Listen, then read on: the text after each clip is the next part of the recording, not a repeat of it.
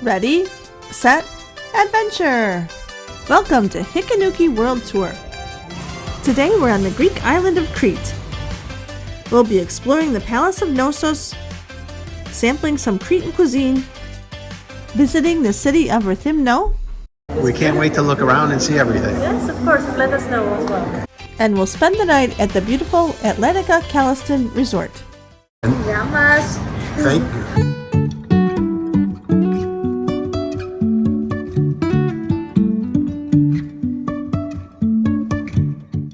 Today we're checking out of the Megaron Hotel in Heraklion, but not before heading to the breakfast buffet. The buffet offered an enormous selection of Grecian and Cretan delights. While we arrived a little late in the morning, there was still a wonderful selection of items to choose from. The Greek specialties were definitely the favorites. There was an egg and feta cheese with tomato dish, which was simply divine. There was a wide variety of fruits and jams and preserves to choose from, as well as other toppings perfect for your Greek yogurt. There was even a fresh honeycomb, which I've never seen at a hotel breakfast, as well as sweets and pastries. There were cookies and other desserts to choose from, all of which seemed homemade. There was most definitely something for everyone on this buffet. And it was included in our hotel rate. Let's take a look.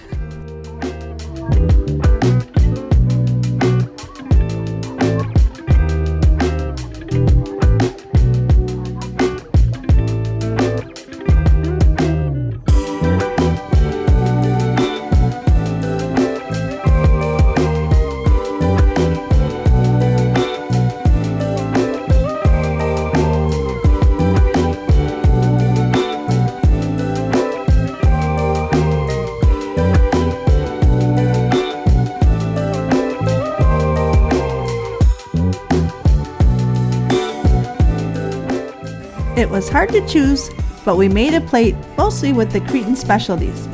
There was a Cretan omelet, which was like a quiche, and those delicious eggs with the feta cheese and tomatoes. For sweets, our favorites were the banana bread and the tart. So if you're looking for a place to stay in Heraklion, we definitely recommend the Megaron. We checked out of the hotel and headed for the Palace of Knossos. It was about a 20-minute drive from the hotel. The palace is one of Greece's largest and most important archaeological sites and dates back to the 7th millennium BC. This is one of the more popular tourist sites in Heraklion, so I advise you to get there early, which we did not do. The site opens at 8 a.m., but we didn't arrive until 1 p.m. At that time, the main parking lot was full, and we had to use the overflow parking lot down the hill. Just like we did. The site is popular with tour groups and tour buses and can get quite crowded. It can also get very hot, so make sure to bring some water with you or stop at one of the shops across from the entrance. The grounds can be rocky, uneven, with many elevation changes, so this might not be a good choice for those with mobility issues. On our visit, the entrance fee was 11 euros. You could purchase an audio guide, or what we did was hire a guide to take us around the site. And there's a gift shop located near the entrance. Although we didn't have time to visit, there is an archaeological museum in Heraklion with many of the artifacts from the site. Near the entrance and exit is where the restrooms are located. Just make sure you have a euro with you. The Minoan Palace of Knossos covers about 20,000 square meters and takes about 2 hours to explore. Minos Kallikerinos first excavated the site in 1878. Entering at the west court, the first thing you'll come across are the 3 pits. As with many of the items and areas within the palace, the true function can only be speculated about. The pits were perhaps used for rubbish or for storage. Sir Arthur Evans excavated, restored, and interpreted the palace from the years 1900 to 1931.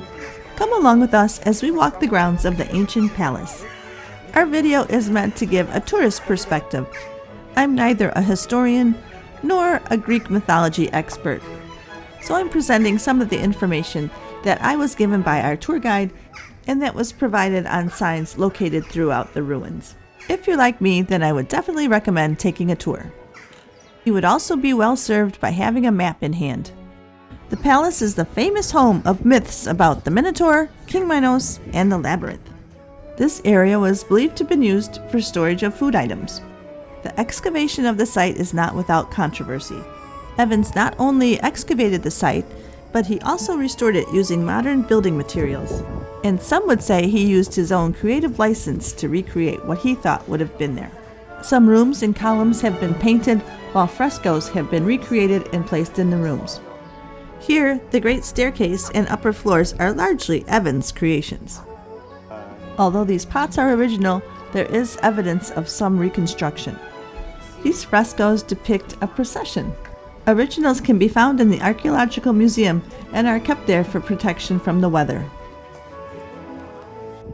These horns are thought to represent the horns of the sacred bull and have been found in many Minoan sites. Recreated colorful frescoes appear throughout the palace. We were here toward the end of September, and while busy, we didn't find it to be too overcrowded. Certain areas are undercover to protect from the hot sun. We did have to wait in line to see the throne room. Although the line was long, it moved quickly and is nothing compared to the crowds of the summer, and is a reminder to get there early. The roped off area protects the original flooring.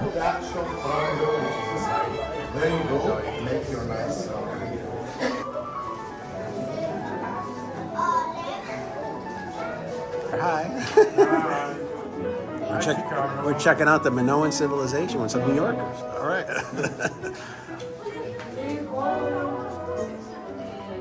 Three gypsum benches sit alongside the alabaster throne. The beautiful frescoes depict the mythological griffin. While Evans saw this as a place for ceremonial purification, others dispute this theory. Note the design of the columns, which are thicker at the top and thinner at the bottom. The palace was built on Kafala Hill, which is a site located at the confluence of two streams. This would have provided drinking water to the ancient inhabitants, as well as fertile land. Here we find the Queen's restroom, and as usual, there's a line for the ladies' room. It is not known if Knossos was the primary center of Crete in that time period, or if it was equal to other palaces that have been discovered and existed at that time.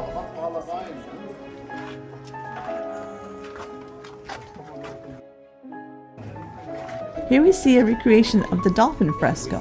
While Evans envisioned it as a wall hanging, other data suggests that more likely it would have been found on a floor. The main function of the palace has been debated.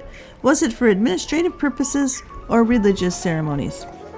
It does depict a vivid picture of life during the Minoan civilization.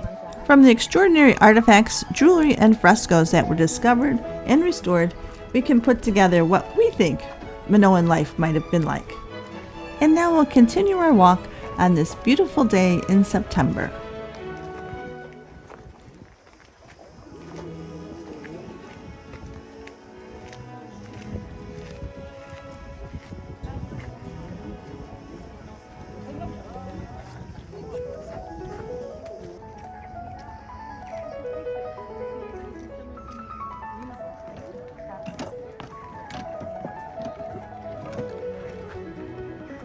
Here we can see the charging bull and olive tree fresco amongst the pillars.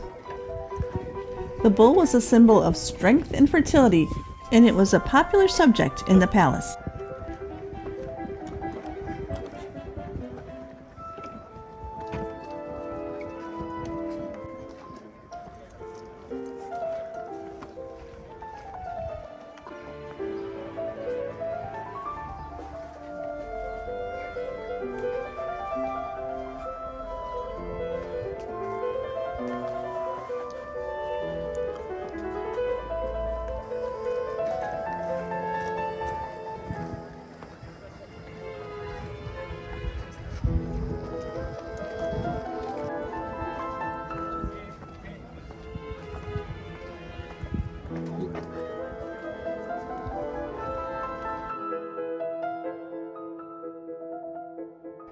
The lustral basin is a small sunken room reached by a staircase. Evans believe these were used for ritual purification, while others believe these may simply have been bathrooms.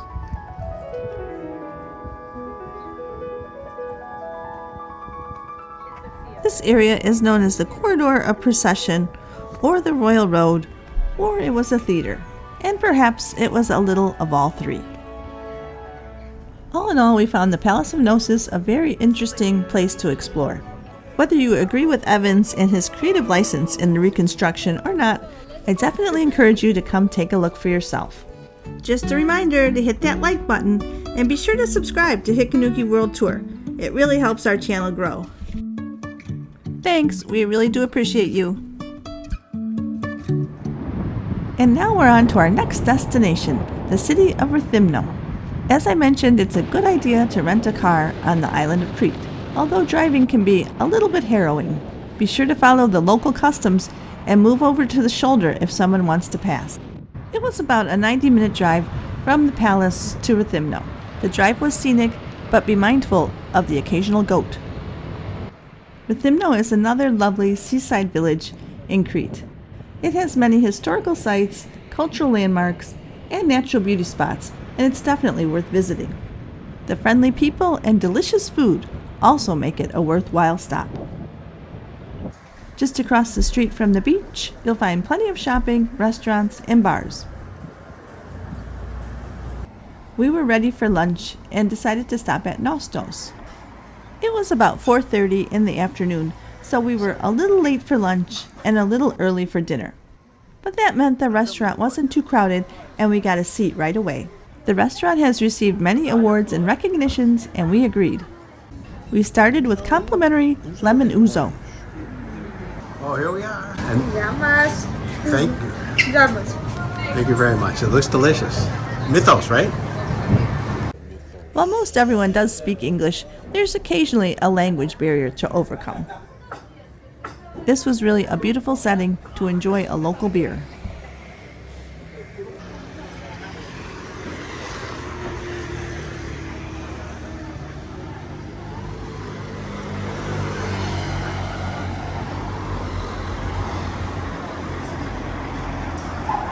For our meal, we started with bread served with a tomato jam. Then we had a local Greek favorite, dolmades. Dolmades are grape leaves, which are stuffed with a delicious mixture of rice and herbs.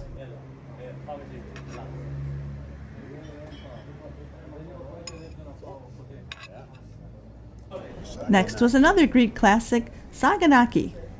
This is basically fried cheese, and it was very melty, cheesy, delicious. They served theirs with a cherry compote on the side. For an entree, my husband had the lamb stew, which definitely tasted homemade and was delicious.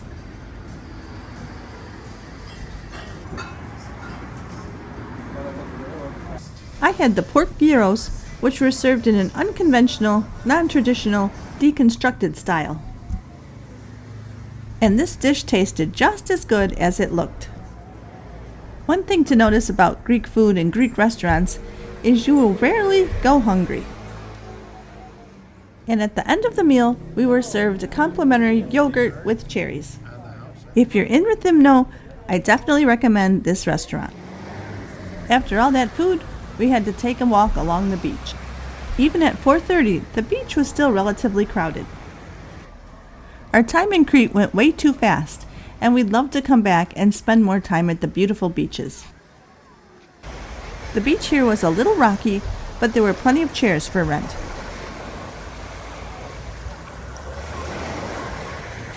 It was getting later in the day, so people were starting to pack up to go home. The water here is relatively calm, and it's definitely a family-friendly place. The Crete sun can be pretty brutal, so it's good to see all these umbrellas. And now we had another difficult decision to make. Actually, we chose to go into the city and do some shopping. We entered through this beautiful Venetian gate to explore the historic Old Town. This used to be the main entrance to the walled city and led to the central square. In the old city, we found beautiful narrow streets with a wide variety of small shops featuring jewelry, fabrics, leatherworks, ceramics, art galleries, antique shops, just to name a few. Streets were lively and bustling with tourists and locals alike. We found the streets to be clean and the people to be friendly and enjoyed walking around.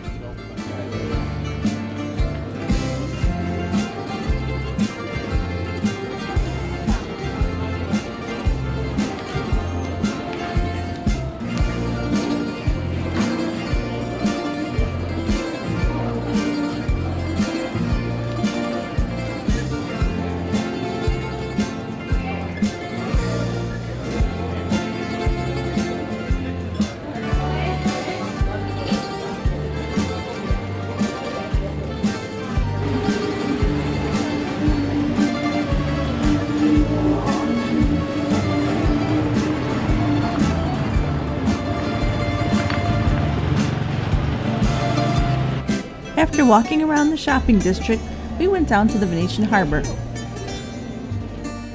The harbor has many fish tavernas and cafes. It's the perfect place to relax, gaze at the harbor and the beautiful lighthouse.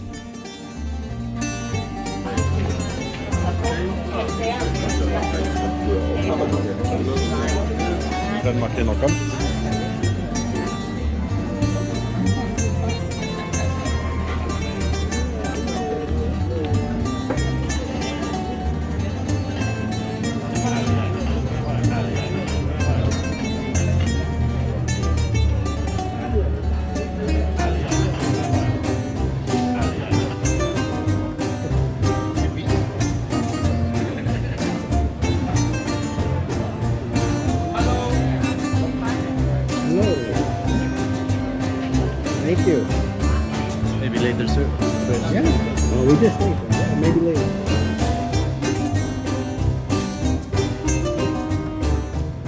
This beautiful lighthouse was built in 1838 during Egyptian occupation.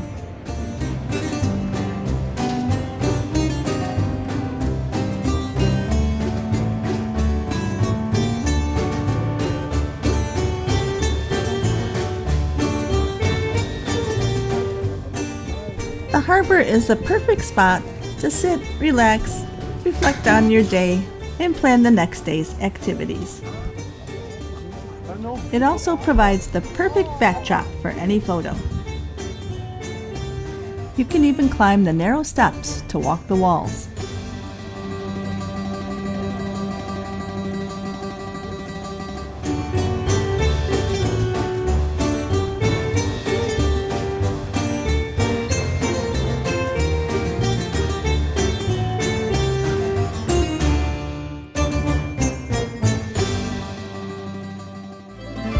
The streets along Rethymno Beach are also lined with shops, restaurants, and bars.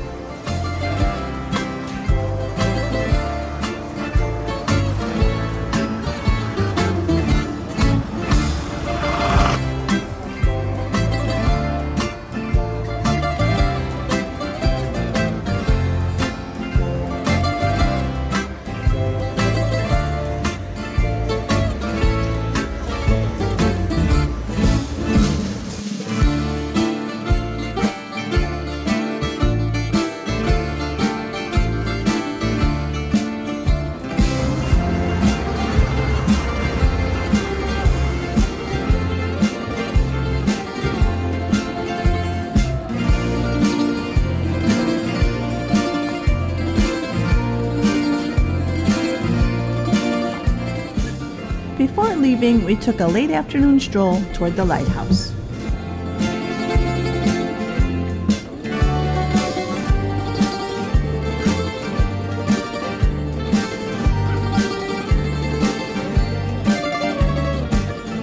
The walkway is a bit narrow and uneven, so watch your step.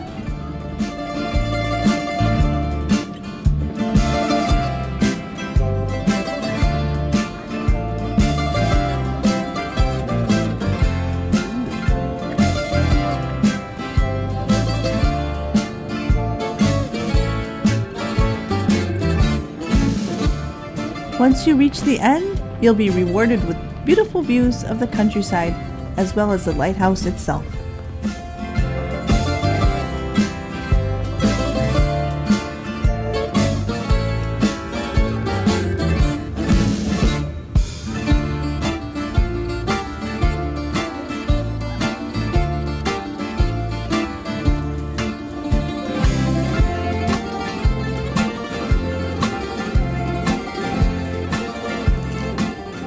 We enjoyed our visit to Rethymno, but now it was time to travel to our hotel. We were staying at the Atlantica Kalliston Resort, about an hour's drive from Rethymno. All right, here we are. What hotel? Atlantica Kalliston Resort. It looks beautiful inside. Thank you. We can't wait to look around and see everything. Yes, of course. Let us know as well. You have a nice pool? Yes, 3 of them actually. 3. 3. Oh, okay. 2 main pools and 1 restaurant pool. That sounds awesome. All right, thank you, ladies. Thank you. This was indeed a beautiful resort. It's an adults-only resort and overlooks Glaros Beach. They have an all-inclusive option, but we just were there for one night. The staff were very welcoming and the hotel lobby was immaculate. It is an upscale resort and there is a dress code enforced at dinner time. We chose this resort for its location near Chania. It was about a 15 or 20 minute drive from Chania, but it had a completely different vibe. It felt very secluded and private and quiet. It's definitely a resort we would come back to and spend 3 or 4 days. The resort had 4 bars and lounges, plus 2 poolside bars. And as you can see, spectacular views of the sea.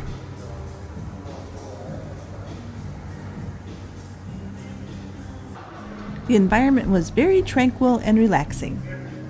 And before we get to our room, we'll take a few moments to enjoy the spectacular sunset views on another beautiful Cretan evening.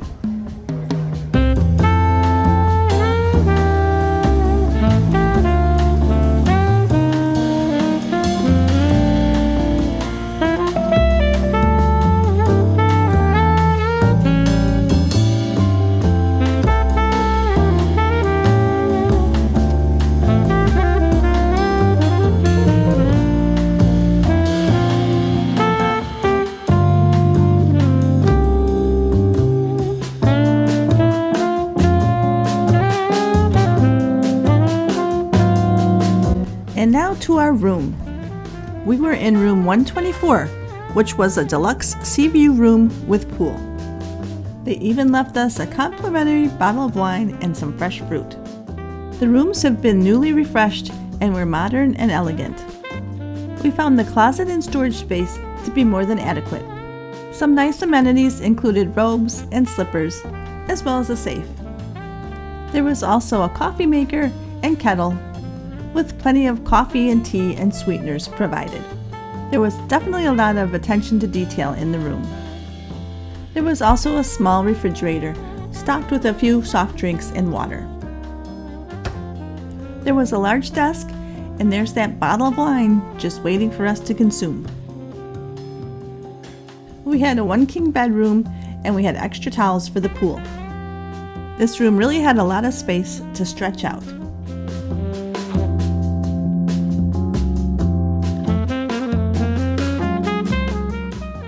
There was a bedside table on each side of the bed, which I always appreciate. The room was very modern and clean, and we liked it very much.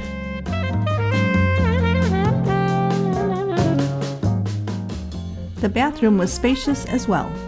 There was a curtain which could be closed for privacy or left open to let in more natural light.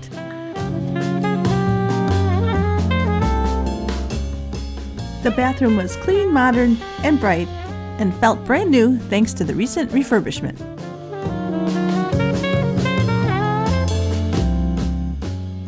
Many bathroom amenities were provided, including a toothbrush and vanity kit.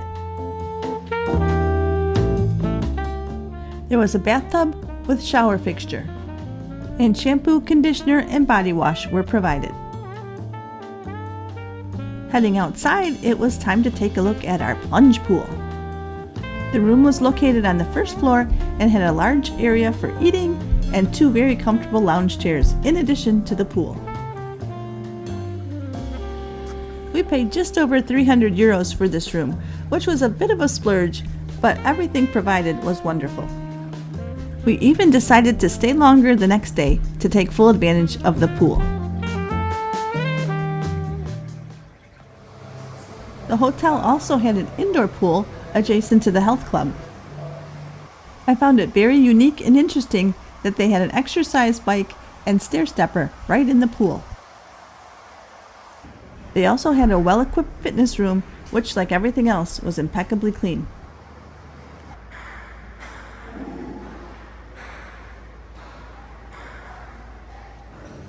We stopped by to take a look at the dinner buffet. If you're on the all-inclusive plan, this is one of the dining venues that would be included. We thought there were a wide variety of items to choose from.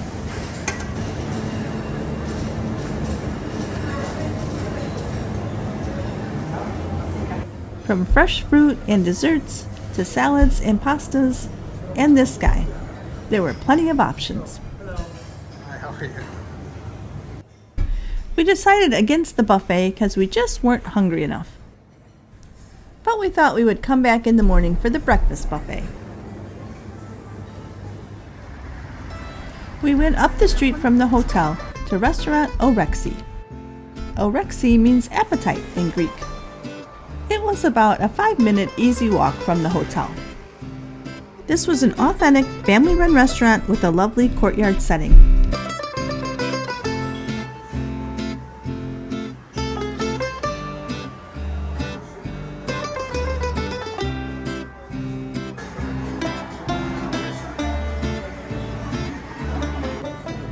We started with a couple glasses of the local wine.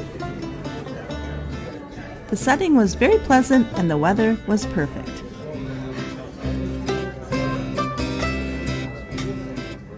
We were there a little bit later in the evening, and my husband had wanted the lamb chops, but they were sold out for the night. So instead he chose the house-made moussaka, and it did not disappoint. Because of my huge souvlaki lunch, I just went with a Greek salad, made with fresh tomatoes, peppers, onions, olives, and a huge chunk of feta. After dinner, we were served a complimentary drink and pastry. I really can't say enough about how hospitable all the Greek people are. If you're in this area, definitely check out Orexi. Here's one last look before we make our way back to the hotel.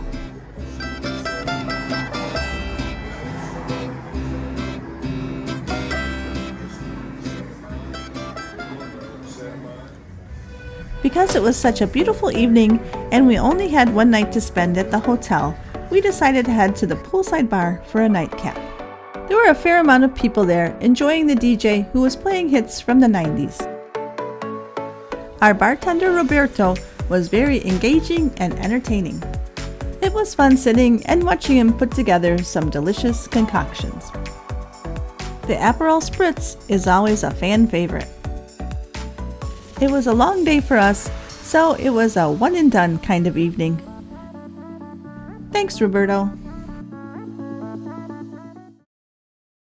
Thanks for joining us at Hikanuki World Tour. Tomorrow we'll be spending the day in Chania. Our travel wisdom today comes from an unknown source. Greece is more than a country, it's an experience. Make sure to subscribe to our channel and follow us on Instagram and hit that notification bell so you'll be alerted when new videos are dropped.